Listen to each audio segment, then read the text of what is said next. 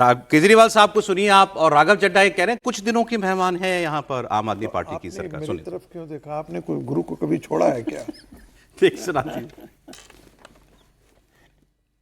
पंजाब के चुनाव के बाद मोदी सरकार गिरेगी, देश के अंदर मोदी सरकार का अंत पंजाबी करेंगे, मोदी सरकार का अंत पंजाब के लोग मोदी सरकार का अंत करेंगे। पंजाब का चुनाव मोदी जी का आखिरी चुनाव होगा, देख लेना। मेरा दिल कहता है, कैसे होगा मेरे को अभी नहीं पता। पंजाब तो आप जीतोगे, पंजाब तो पंजाब के लोग जीतेंगे, लेकिन मेहनत करनी पड़ेगी। आम आदमी पार्टी की पंजाब सरकार चंद महीनों की सरकार है। अब उनका बहुत जल्द पंजाब से सफाया होने जा रहा है। उसके बाद ये तमाम लोग शताब्दी में बैठकर दिल्ली पहुंच जाएंगे। तो इनके डर और इनकी धमकियों से आप बिल्कुल भी अपने आप को इन्फ्लुएंस मत होने दीजिए। कानून के तहत और देश हित में फैसले लीजिए। अब भाई किसकी बात पे यकीन करें सर? वो राघव जी कह रहे हैं चंद दिनों के मेहमान हैं आम आदमी पार्टी की सरकार पंजाब में, और केजरीवाल जी कह रहे हैं कि पंजाब से ही अंत की कहानी लिखी जाएगी मोदी सरकार की। राघव चड्ढा के बयान से मुझे अमरिंदर सिंह का बयान याद आता है। पंजाब के कांग्रेस के मुख्यमंत्री थे, कांग्रेस से बाहर हो गए तो भारतीय जनता पार्टी लगा, भारतीय जनता पार्टी को लगा गुलदस्ता बनाएंगे, अमरिंदर सिंह को लाए, जाखड़ साहब को लाए हैं, बिट्टू साहब भी आई जाएंगे आने वाले समय में तो हम सरकार बना लेंगे।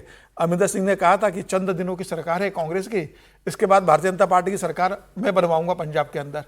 फिर चुनाव हो गए, फिर उनसे पूछा गया कि साहब आपने तो कहा था बीजेपी की सरकार बनेगी, या तो आम आदमी पार्टी ने सबका सुपड़ा साफ कर दिया। तो अमरिंदर साहब कहते हैं कि मुझसे बड़ी भूल हो गई, पंजाब में तो भारतीय जनता पार्टी को अभी 5 दशक लगेंगे सरकार बनाने के लिए। अब अमरिंदर सिंह कहाँ चले गए इस समय पता नहीं है, कहाँ वो सच में वो पता नहीं। भारतीय जनता पार्टी ढूंढ रही है उनको कि वो कहां पर अगले चुनाव के लिए। अब बिट्टू साहब को लेकर आए। पंजाब की राजनीति के अंदर फिलहाल जो वहां के जो समीकरण है, भारतीय जनता पार्टी जमीनी स्तर पर बहुत बेहतर काम कर रही है, राष्ट्रीय सेवक संगठन स्तर पर बहुत जमीनी स्तर पर काम कर रहा है, लेकिन वहां के जो सामाजिक समीकरण है, वहां की जो राजनीतिक परिस्थितियां है, भारतीय जनता पार्टी को थोड़ा लंबा समय चाहिए। बिहार जीने का मतलब ये नहीं कि भारतीय जनता पार्टी पंजाब को हरियाणा बनाना है, हरियाणा में कौन सी वहां पर अपने पैर पर खड़ी होने की आएगी। 2% का वोट बैंक और 2 एमएलए आपके पास अभी पंजाब के अंदर है, आपको समय लगेगा। भारतीय जनता पार्टी 77 के ऊपर गई, 77 से भारतीय जनता पार्टी 200 बंगाल में गई। भारतीय जनता पार्टी विपक्ष की पार्टी बन जाएगी इस बार। भारतीय जनता पार्टी इस बार विपक्ष के नेता की स्थिति में पहुंच जाएगी। सरकार बनाने के लिए भारतीय जनता पार्टी को मुझे लगता है 5 साल इंतजार करना पड़ेगा। सहमत हूं। अच्छा एक मिनट गुरु जी, छोड़ दीजिए आप अपना वाला हिस्सा आज छोड़ दिया। क्योंकि बंगाल की बात हो गई तो जरा एक लाइन बोल दें।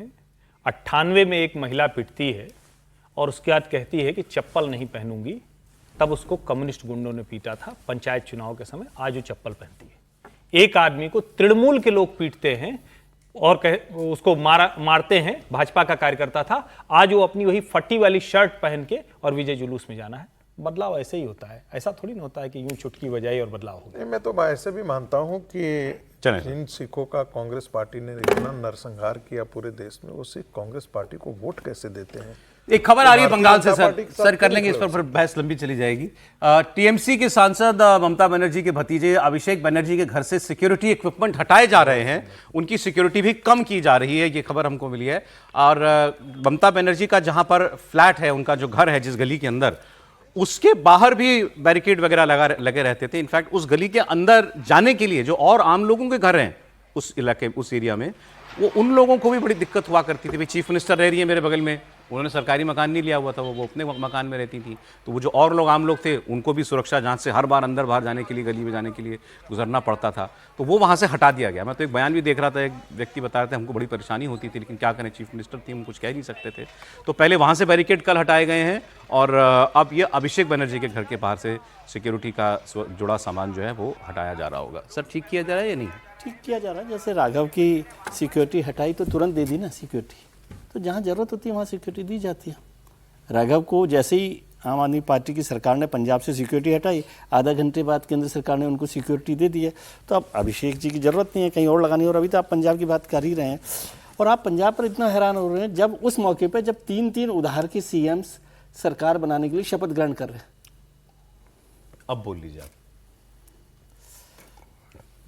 कौन कौन 3 है सर, हमको जरा बता दीजिए तो। शुभेंदु अधिकारी, हेमंता विश्व शर्मा और सम्राट चौधरी। आजकल एफडीआई का जमाना है सर। मूल बात ये देखना है कि जो बाहर से आए हुए वो भारतीय जनता पार्टी के नहीं, भारतीय जनता पार्टी के वैचारिक अधिष्ठान को ऊपर ले जा रहे हैं या नहीं ले जा रहे हैं। मैं मानता हूं कि बहुत सारे लोग जो पुराने लोग होंगे उनको कष्ट होता है, हमें भी कई बार कष्ट होता है जब देखते हैं कि जिन लोगों से गाली दिया करते थे, जिन लोगों से लड़ा करते थे, और वो जो है वो परिक्रमा संस्कृति कर करके कहीं से कहीं पहुंच गए प्लेस हैं। ऑफ इन्वेस्टमेंट नहीं, नहीं, अगर सुन बीजेपी लीजिए, है, ये बहुत गंभीर बात उन्होंने कहा है। तो हमें कष्ट होता है, लेकिन कार्यकर्ता तो सर कार्यकर्ता ही रहता है ना। भारतीय जनता पार्टी में इससे कि लेकिन उधारी के सीएम नहीं है, ये तीनों यहाँ आके राष्ट्र के सीएम लिए, चलिए सर। राष्ट्र के लिए संविधा बनने की यही तो पाठशाला है राष्ट्रीय स्वयंसेवक। चलिए, तो अभी तो